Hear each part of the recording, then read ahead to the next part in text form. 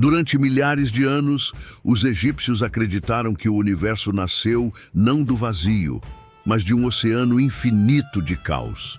Nesse abismo primordial, antes mesmo do céu existir ou da terra tomar forma, um único Deus emergiu das águas escuras e deu início a uma das mitologias mais fascinantes já criadas. Mas o que poucos sabem é que essa história não começa apenas com a criação do mundo. Ela rapidamente se transforma em uma trama de traições, disputas familiares, assassinatos divinos e guerras que decidiram o destino do Egito. Deuses que criaram a humanidade também conspiraram entre si, e uma rivalidade mortal acabaria moldando o poder dos faraós por séculos. Para entender como tudo isso começou, precisamos voltar ao momento em que o primeiro Deus abriu os olhos no universo. No princípio de tudo, segundo os antigos sacerdotes egípcios, não havia céu, terra ou estrelas. O universo inteiro era apenas uma imensidão silenciosa de águas caóticas chamada Num, um oceano primordial, onde nada possuía forma ou ordem. Era um estado eterno de escuridão e quietude, como se o mundo ainda estivesse esperando para nascer. Durante incontáveis eras, nada se movia nessas águas profundas, até que algo extraordinário aconteceu. Das profundezas desse oceano primordial, surgiu uma elevação de terra, um monte sagrado que se ergueu lentamente acima das águas. Para os egípcios, esse momento representava o primeiro pedaço de terra firme do universo. Sobre esse monte, apareceu uma flor de lótus cósmica, símbolo de nascimento e renovação. Quando suas pétalas finalmente se abriram, delas emergiu Ra, o grande deus do sol. Ra abriu os olhos pela primeira vez e, naquele instante, a luz surgiu no universo. Até então, tudo era escuridão absoluta, mas a presença do Deus solar iluminou o caos primordial. Ele era a primeira consciência do cosmos, o primeiro governante e a fonte de toda a criação. Sozinho, naquele novo mundo, Ra decidiu que o universo não poderia permanecer vazio. A partir de si mesmo, ele gerou os primeiros deuses. O primeiro foi Shu, o deus do ar, responsável pelo espaço entre as coisas. Em seguida, surgiu Tefnut, a deusa da umidade e das chuvas. Com esses dois deuses, os elementos básicos da vida começaram a tomar forma. Mas ainda não havia céu nem terra, apenas águas e névoa. Curiosos sobre o mundo recém-criado, Shu e Tefnut decidiram explorar as águas infinitas de Num. Eles mergulharam no caos primordial e desapareceram nas profundezas.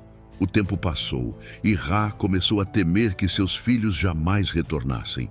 O universo ainda era vasto e desconhecido, e até mesmo deuses podiam se perder naquela imensidão.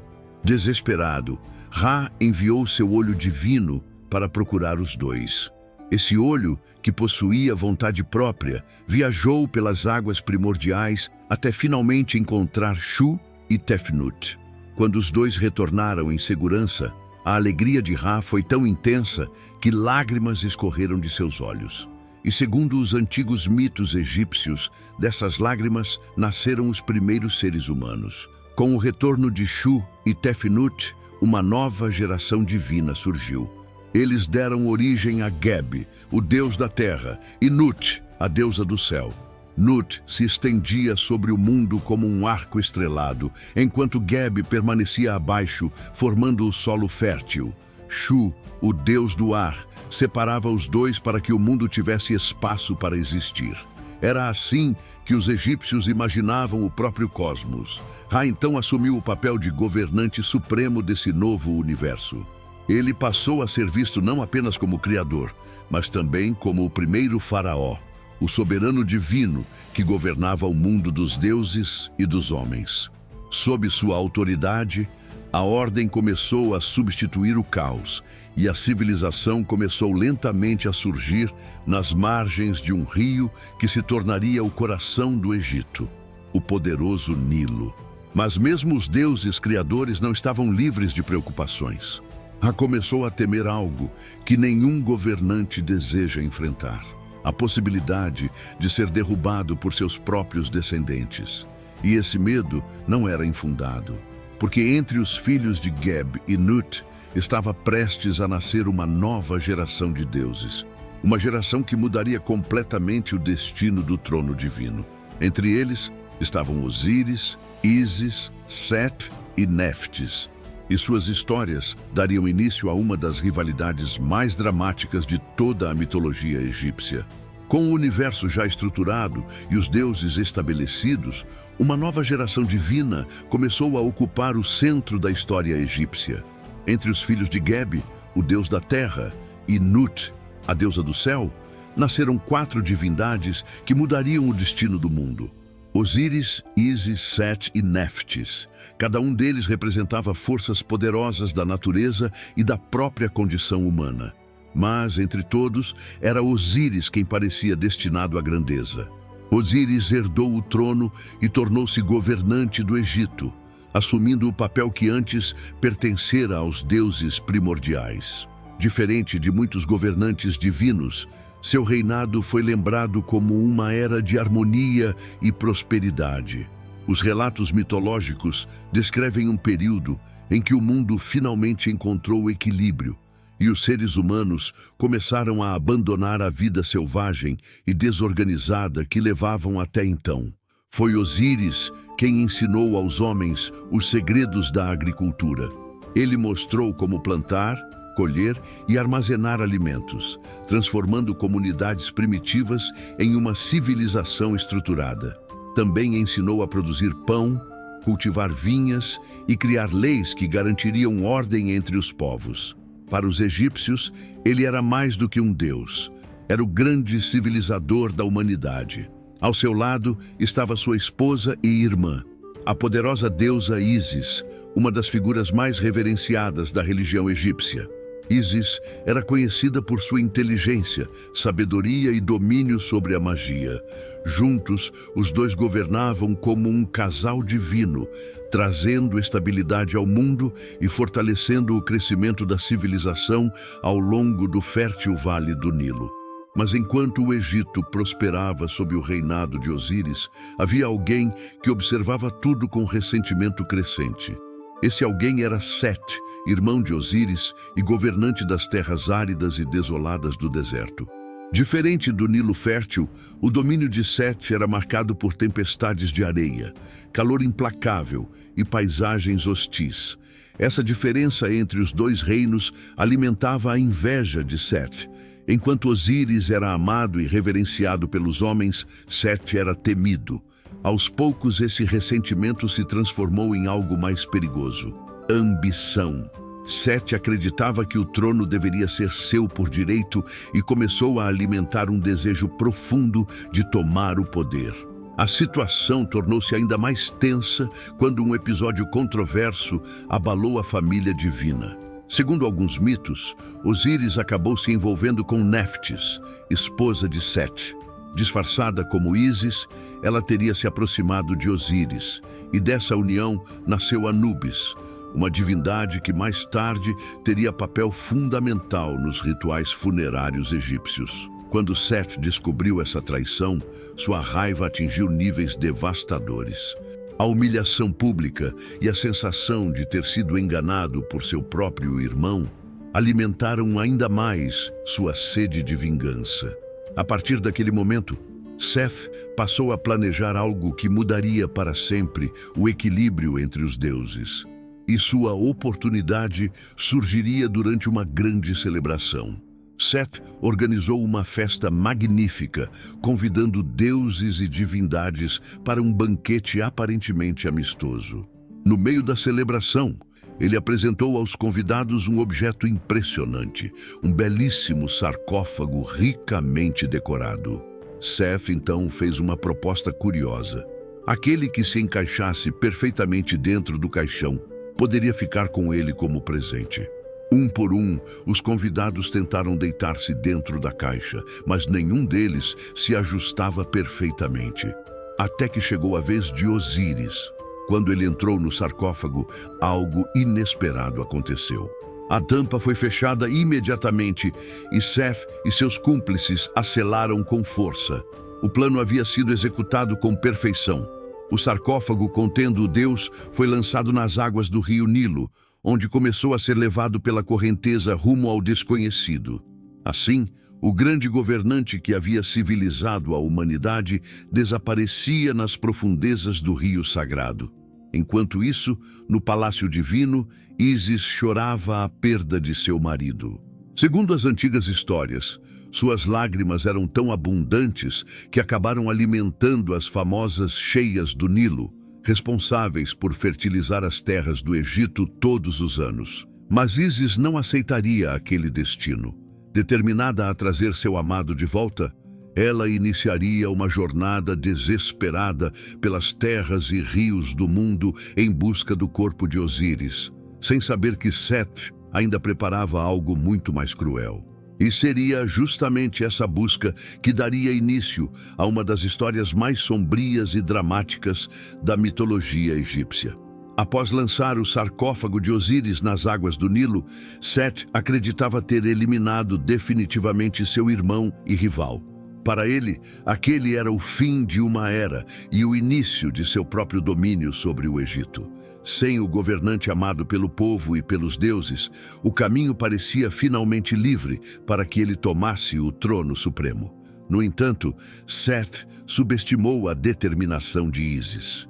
Consumida pela dor, mas movida por uma força quase sobrenatural, Ísis partiu em uma longa jornada para encontrar o corpo de seu marido. Ela percorreu cidades, aldeias e margens do Nilo, interrogando viajantes, pescadores e sacerdotes. A busca se tornou lendária entre os egípcios, que viam na deusa o símbolo da fidelidade e da perseverança diante da perda. Depois de uma busca longa e cheia de dificuldades, Ísis finalmente conseguiu localizar o sarcófago de Osíris. O corpo do deus havia sido levado pelas correntes do Nilo até terras distantes. Com cuidado e reverência, ela recuperou os restos mortais do marido e tentou escondê-los, esperando encontrar uma forma de trazê-lo de volta à vida. Mas o destino ainda reservava mais tragédia para aquela história. Seth acabou descobrindo que o corpo de Osíris havia sido encontrado.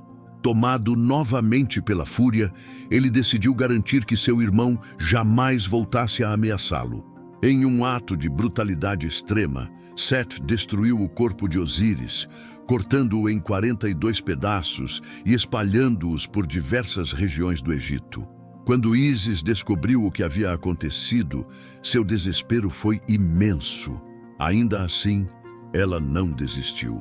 Com a ajuda de sua irmã Néftis e de Anubis, o deus associado aos mortos e às tumbas, iniciou uma nova missão: recuperar cada pedaço do corpo de Osíris espalhado pelo mundo. Essa busca tornou-se um dos episódios mais simbólicos da mitologia egípcia. Diz-se que Ísis percorreu todo o território do Egito, recolhendo os fragmentos do corpo do deus assassinado. Cada local onde um pedaço era encontrado se tornava sagrado, e muitos templos egípcios afirmavam guardar relíquias desse momento mítico. Quando todos os pedaços foram reunidos, Anubis assumiu um papel fundamental. Usando conhecimentos sagrados e rituais secretos, ele realizou o primeiro processo de mumificação da história. O corpo de Osíris foi cuidadosamente preparado, envolvido em faixas e preservado para a eternidade. Foi assim que, segundo os egípcios, nasceu o ritual que mais tarde seria usado para preservar os mortos. Com a ajuda da magia poderosa de Ísis, algo extraordinário aconteceu. Por um breve momento, Osíris foi trazido de volta à vida. Esse reencontro não restaurou completamente sua existência no mundo dos vivos, mas foi suficiente para que um novo destino fosse traçado. Desse encontro nasceu Horus, o filho de Osíris e Ísis. A criança divina carregava o destino de restaurar a ordem que havia sido destruída pela traição de Seth. No entanto, Osíris não permaneceria no mundo dos vivos. Após sua breve ressurreição, ele passou a governar um novo reino, o mundo dos mortos. Assim, Osíris se tornou o grande juiz das almas que chegavam ao além. Aqueles que morriam seriam levados até seu tribunal para que suas ações em vida fossem avaliadas. Era um destino digno para o Deus que havia sido injustamente assassinado. Ele agora governaria o reino eterno dos mortos. Enquanto isso, Ísis sabia que Seth ainda representava um enorme perigo. O assassino de Osíris agora ocupava o trono do Egito e governava com mão de ferro. Para proteger seu filho recém-nascido, a deusa precisou escondê-lo em lugares secretos, longe dos olhos de Seth. Horus cresceria em segredo, longe das intrigas do poder, mas carregando dentro de si um propósito inevitável. Desde cedo, profecias diziam que ele estava destinado a enfrentar o tio e recuperar o trono que pertencera a seu pai. Com o passar dos anos, o jovem deus Falcão se tornaria forte, determinado e preparado para cumprir seu destino. E quando finalmente chegasse o momento de confrontar Seth, o conflito que surgiria entre os dois não seria apenas uma disputa familiar. Seria uma batalha que decidiria o equilíbrio entre ordem e caos no próprio universo. Enquanto Horus crescia escondido sob a proteção de Ísis, o Egito vivia sob o domínio de Seth. O deus do deserto havia tomado o trono após assassinar Osíris, e seu governo era marcado pelo medo e pela instabilidade. Diferente do reinado próspero de seu irmão, Seth representava as forças do caos, das tempestades e da destruição. Para muitos deuses e homens, era apenas uma questão de tempo até que alguém se levantasse para desafiar sua autoridade. Esse alguém seria justamente o filho de Osíris. Quando Horus finalmente atingiu a maturidade, ele decidiu que era hora de reivindicar aquilo que lhe pertencia por direito.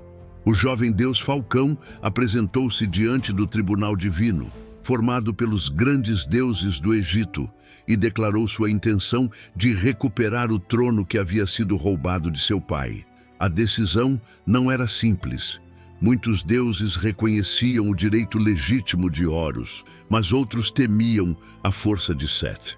O tribunal era presidido por Ra, o antigo deus solar, que observava atentamente a disputa entre os dois. Para evitar uma guerra imediata entre as divindades, os deuses decidiram que o conflito deveria ser resolvido por meio de provas e desafios. Assim, começou uma longa série de confrontos entre Horus e Seth. Durante anos, e segundo algumas versões do mito, durante décadas, os dois deuses enfrentaram-se em batalhas físicas, disputas mágicas e competições divinas.